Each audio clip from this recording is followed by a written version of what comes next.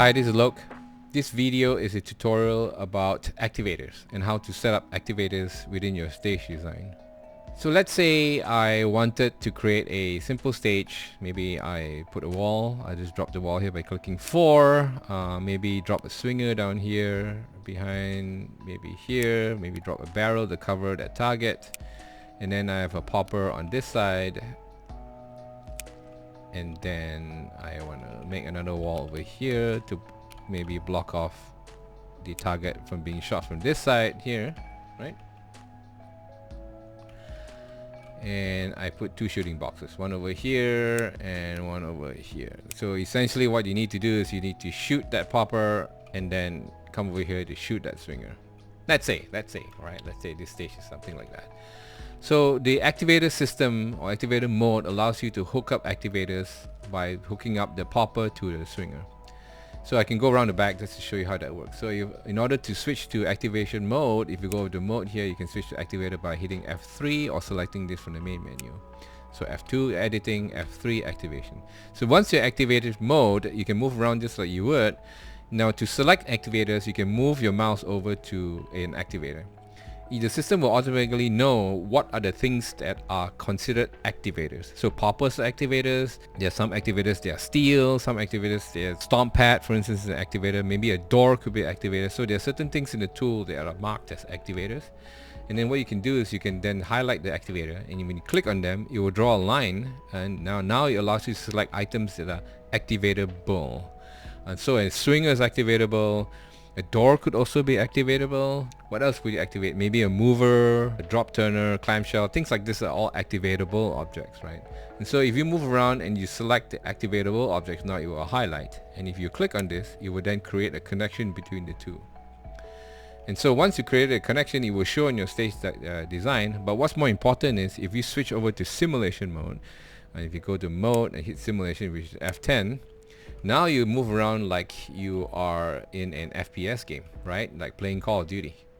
Right now you're walking around with a gun. If you want to go faster, you can hold down shift, and that's run mode, or walk, right? And you can also right click to ADS, basically aim down your sights, and right click again to just use the normal reticle. You can also lean by using Q and E. So for instance, if you're behind a wall and you can't see the popper, if you hit Q, you lean out to see that, and you move over here, you can lean out to see it like this. You can simulate that, and you can play this like a normal game. So if you click, you're basically shooting. You're shooting a wall. Now that the activator is connected to the activatable object, you can imagine that if I shoot the popper, the swinger will activate. And then you run across, and you hit. Looks like I got 2 Charlies, which is terrible, but so yeah, so that's how activators work. If I want to continue editing, I just hit F2 to get out of simulation mode, and now I can continue editing. Let's say for instance, the system is also very flexible. Like say for instance, I want to activate this, and then let's look for more props. Let's bring in a USPSA. Let's do a drop turner. Where's the drop turner? Yeah, a drop turner here.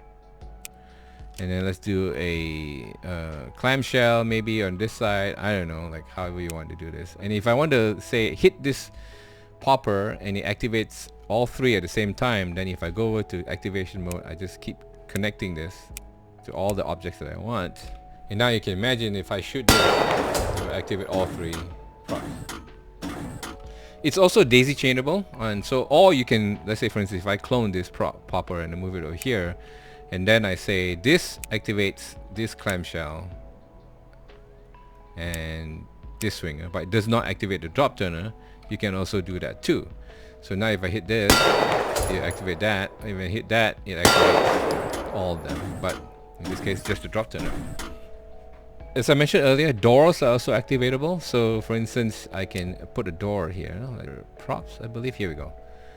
Door is interesting because you can open it, and you can also trigger, and part of opening the door also triggers props, and you can also in some cases trigger a door to open, right?